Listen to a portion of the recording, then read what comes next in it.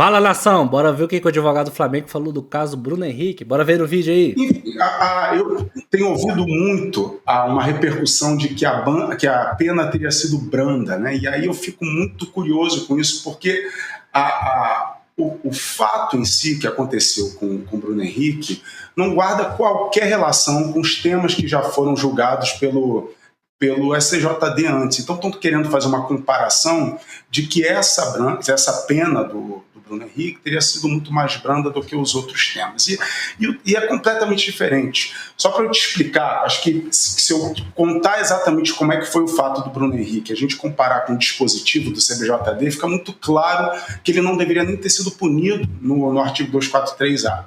Então o que aconteceu? O que se pretende na realidade, evitar é uma fraude dentro do jogo, né? É por isso que as punições mais severas elas vêm a punir uma fraude ao jogo, algo artificial que não estava planejado, ou seja, alguma combinação fora do jogo para que dentro do jogo algo artificial aconteça, ou seja, com isso você está fraudando o jogo, você está deixando que o jogo seja natural, né? E nos outros temas aconteceu exatamente isso, ou seja, pessoas foram abordadas, atletas combinando determinadas jogadas dentro do campo, exatamente para se favorecerem fora do campo. Isso não aconteceu com o Bruno Henrique. O Bruno Henrique ele já planejava tomar o terceiro cartão amarelo. O terceiro cartão amarelo não é atitude antiética, não é atitude antidesportiva. E a própria Justiça Desportiva já se debruçou desde 2011 sobre esse tema, então faz parte do jogo, faz parte da estratégia do jogo. Portanto, não houve nada artificial dentro do campo do que estava planejado. Então, quando muito, o que aconteceu foi uma informação privilegiada. Então, portanto, olha o que diz o artigo do CBJD onde ele foi punido. Atuar de forma contrária à ética desportiva com o fim de influenciar o resultado de partida, prova ou equivalente. Isso não aconteceu. Ou seja, não é uma atitude contrária à ética desportiva, porque o terceiro cartão é permitido, e ele não pretendia influenciar o resultado da partida. Ele queria tomar um terceiro cartão para ficar fora do jogo contra o Fortaleza e poder jogar contra o Palmeiras. Então, o que ia acontecer se ele não levasse aquele terceiro cartão ali, o Flamengo já ia deixar ele de fora contra o Fortaleza para não correr o risco dele levar um terceiro cartão exatamente no jogo contra o Fortaleza. Então, o que você faz? Provoca o terceiro cartão, fica de fora e joga contra o Palmeiras. Então, quando muito, foi uma informação privilegiada e não há um dispositivo no CBJD que venha punir uma atitude dessa. O que há é no RGC, lá de 2023, que é o RGC da época, que o artigo 65 proíbe, diz que é uma atitude ilícita compartilhar informação sensível, privilegiada ou interna. Então, quando muito, não estou dizendo que essa informação foi privilegiada, até isso eu venho rebater, porque a informação privilegiada, ela de fato tem que ser algo que você nem espera, né? Ou seja, qualquer conhecedor mediano de futebol sabia que ele ia levar o terceiro cartão naquele jogo. Mas, enfim, não quero entrar nessa discussão. Mas a previsão para esse tipo de situação é punida pelo artigo 191, inciso 3º, que é descumprir regulamento do campeonato. Que foi o que aconteceu, que é punido com multa. Não é punido com suspensão. Então, tentar criar algo, ou seja, o que está acontecendo é uma marola de que a pena foi branda, porque estão comparando com os fatos anteriores e não tem absolutamente nada a ver. Como eu disse aqui, esse fato não se enquadra nesses dois dispositivos, nem 243, nem 243A. Ele se enquadra, sim, ao que está previsto no RGC. E descumprimento de regulamento é punido pelo artigo 191, que é multa. Então, basicamente é isso. E ainda tem uma discussão da prescrição, né? Que isso a gente ainda vai chegar lá. Então, Michel, acho que você foi muito claro, mas eu quero ir um pouco além, explicar para a nossa audiência alguns conceitos que você trouxe aqui ao programa. Então, quando a gente rodou na sexta-feira, inclusive, outras penas de jogadores punidos no STJD por manipulação esportiva, por causa do Aleph Manga, por exemplo, que foi suspenso por 360 dias mais uma multa. O Bauerman, a mesma coisa, 360 dias. mais multa. O Igor Cariús, também, 360 dias mais multa. Nino Paraíba, 720 dias. Paulo Miranda, 720 dias. Tony Anderson, multa. Vitor Mendes, 720 dias. O Igor Catatal, inicialmente banido e depois liberado pelo STJD. Esses atletas, comprovadamente, receberam dinheiro de apostadores, máfia de apostadores, para manipulação esportiva, ou seja, tomar cartões que favoreciam apostadores. O que você está colocando aqui no caso do Bruno Henrique foi uma orientação do clube, ele não prejudicou o clube dele, né? Tome cartão nesse jogo, não era algo algo o qual o Flamengo tenha sido surpreendido, tome um cartão nesse jogo, coisa que virou beabá no Brasil, ou seja, não tem uma fé do jogador em relação ao atleta. E quando você coloca suposta informação privilegiada, e quem vai decidir isso é a justiça, né? Porque o Bruno Henrique responde por isso na justiça comum. Se o fato de supostamente, eu digo supostamente porque não cabe a mim dizer se ele é culpado ou inocente, é a justiça que vai decidir. Então, do Bruno Henrique supostamente ter avisado familiares, vou tomar um cartão, pode apostar, porque está combinado com o Flamengo que eu vou tomar um cartão. Essa frase, por exemplo, vou tomar um cartão, não aparece em nenhum momento nas investigações. Tem uma pergunta e uma resposta afirmativa. Sim, mas é disso que ele é acusado. Sim. Mas eu estou dizendo que a frase em si, né? Pode apostar que eu vou tomar um cartão, eu vou tomar. Não está no. Perfeito. E quem vai decidir isso é a justiça, né? Perfeito, Michel. Cometi alguma imprecisão aqui em relação ao que falei sobre o caso? Não cometeu nenhuma imprecisão, é isso mesmo, ou seja, a pena grave é exatamente para evitar que algo artificial aconteça no jogo, algo que tenha sido combinado fora das 4 linhas, e aí sim fazer uma alteração do que seria algo natural no jogo, o que não é essa nem a acusação. Nem isso ele está sendo acusado. Inclusive, a Procuradoria da Justiça Desportiva, ela pede subsidiariamente a condenação exatamente no artigo 191. Ela pede, óbvio, artigo 243, 243A, e caso assim não entenda a Justiça Desportiva, que então considere que essa informação privilegiada está prevista no RGC e, portanto, tem que ser punido pelo artigo 191, que é descumprir o regulamento. A própria Procuradoria admite isso. Então, é exatamente o que você disse. E para finalizar de minha parte, antes de passar a bola para o PC, eu te pergunto, caso, né, hipoteticamente, se confirme essa informação privilegiada, e insisto, isso é quem vai decidir é a justiça, não é a gente aqui. O Flamengo tem posição sobre isso? Por exemplo, se condenaria o Bruno Henrique por isso? Se daria alguma punição a ele? E nem sei se você responde sobre isso ou se é algo ligado ao departamento de futebol, mas eu te pergunto, já que estamos ao vivo aqui conversando sobre isso. Caso a hipótese de informação seja confirmada, se o Flamengo tem posição sobre o tema. O Flamengo, é óbvio que isso é uma decisão da diretoria de futebol, diretoria jurídica, não cabe a mim, que sou advogado externo do clube. Mas o Flamengo, todo início de temporada, como fizemos inclusive esse ano, estou junto com o departamento, a gente faz uma palestra com esse fim. Tá? Então, o doping, esse ano a gente falou muito do doping e da manipulação de resultado.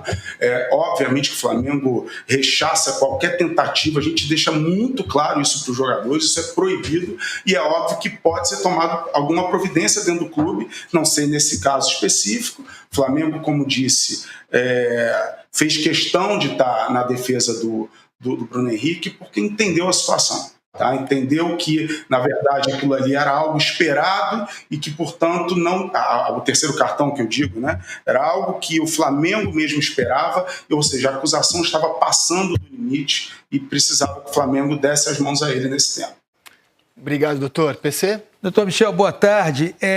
Em relação a essa questão na esfera esportiva, a impressão que eu sempre tive é que os argumentos utilizados pelo senhor na defesa foram perfeitos, inclusive pela distinção entre alguém que recebeu dinheiro para intencionalmente receber um cartão amarelo e alguém que seguiu apenas uma diretriz do departamento de futebol do clube. Porque essa distinção tem que ser feita e em tempos de redes sociais elas não são feitas. Coloca-se tudo no mesmo liquidificador e aí rende polêmica e vamos nessa. Agora, em relação à justiça comum, onde há também um processo. Qual vai ser a estratégia? Ou é a mesma estratégia ou haverá pontos diferentes na abordagem da defesa do Bruno Henrique? PC, na realidade, quem cuida do caso na Justiça Comum é outro advogado, né? É uma outra banca de advogados, então eu não posso falar exatamente pela defesa pessoal dele no âmbito da Justiça Comum. Mas é óbvio que o que vai se...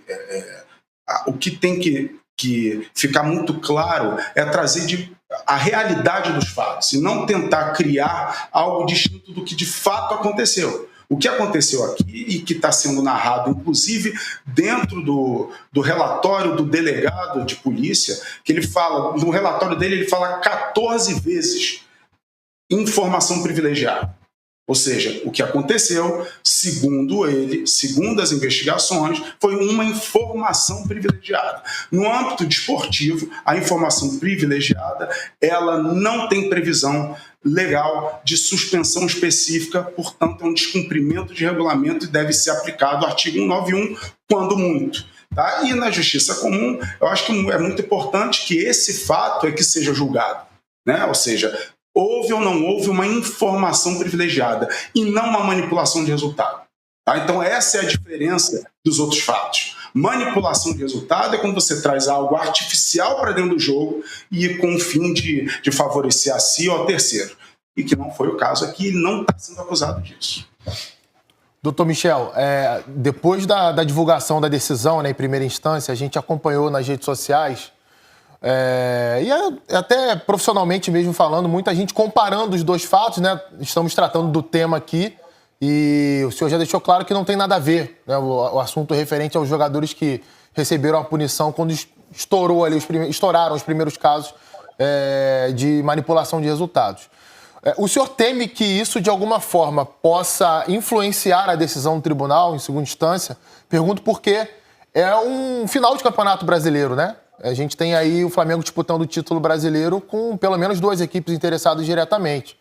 E a gente sabe o que isso acarreta, né, em termos de manifestação popular. Então, dentro da sua experiência no tribunal, o senhor considera que isso pode afetar de alguma maneira a decisão? Olha, eu espero que não. Eu confio muito na Justiça Desportiva, nos auditores do Pleno. Acho que eles têm toda capacidade de compreender que esse fato é completamente distinto dos outros. Acho que eles têm... eu confio que eles deverão aplicar o que de fato prevê o regulamento e o CBJD para um tema como esse. Então, é claro que me preocupa, né, essa onda de que a pena foi branda, até porque acho que é importante que o público entenda, né? Ou seja, para fazer um julgamento é preciso de fato entender. E às vezes o que é tratado dentro do tribunal é muito técnico, né? Então a gente traz uma defesa que às vezes o público não consegue compreender. Então é muito importante esse espaço aqui também, que quem sabe, quem esteja ouvindo, consiga compreender a diferença do fato anterior, compreender que manipulação de resultado, tentar alterar o que de fato vai acontecer dentro do resultado, dentro da partida, isso sim é que é a pena mais grave. Isso realmente há a previsão no CBJD. O que aconteceu com o Bruno Henrique, que eu nem admito que seja uma informação privilegiada, isso faz parte da minha defesa, tendo em vista que é uma informação que,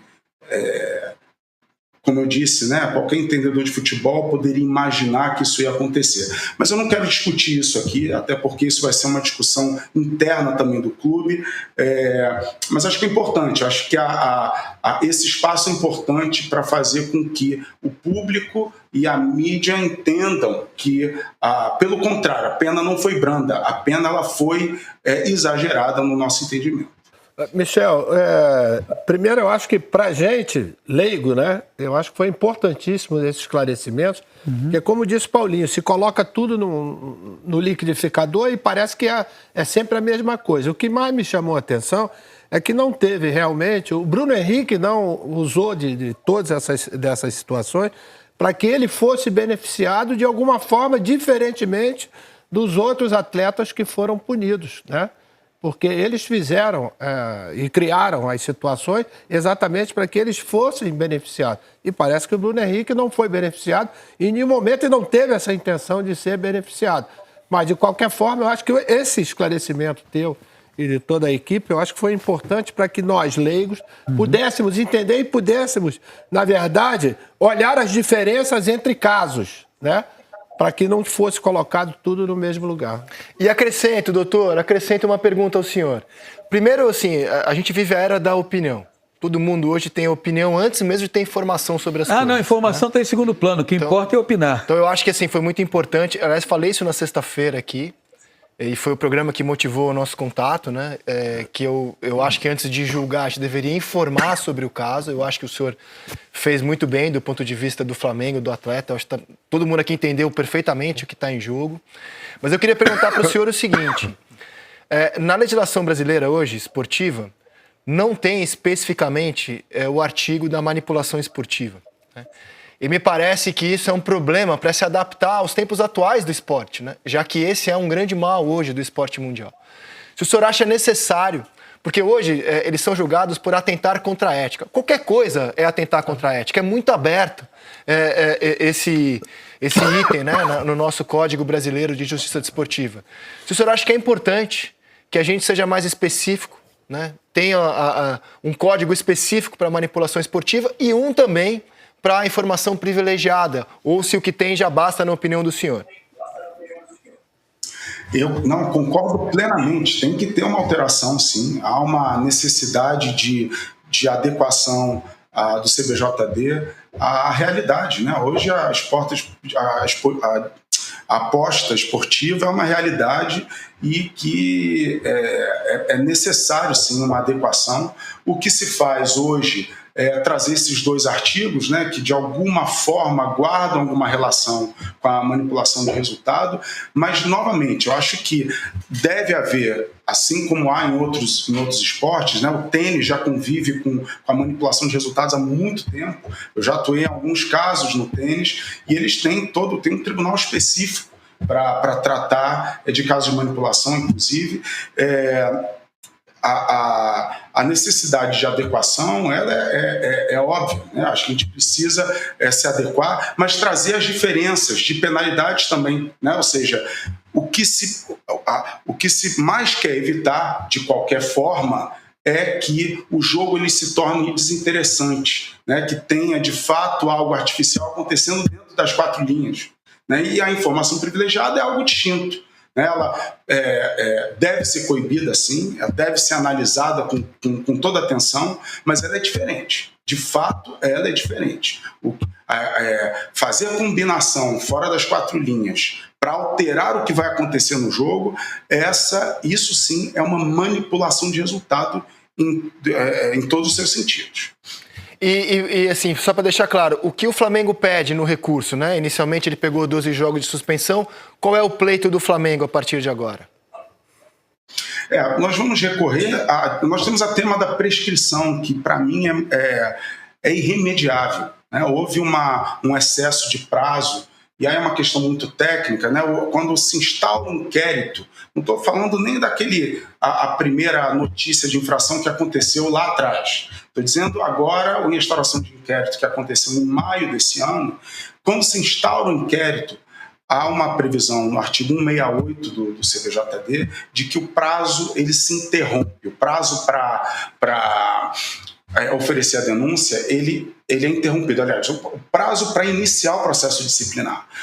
E a interrupção faz com que o prazo ele recomece. Então, esses 60 dias ele recomeçou exatamente, salvo engano, em 7 de maio de 2025. Ou seja, teria, então, 60 dias para que fosse oferecida a denúncia fosse recebida. E o entendimento do tribunal foi que o que aconteceu foi uma suspensão de prazo e não uma interrupção. Ou seja, que o prazo teria interrompido com a instauração do inquérito e voltado após o relatório dele.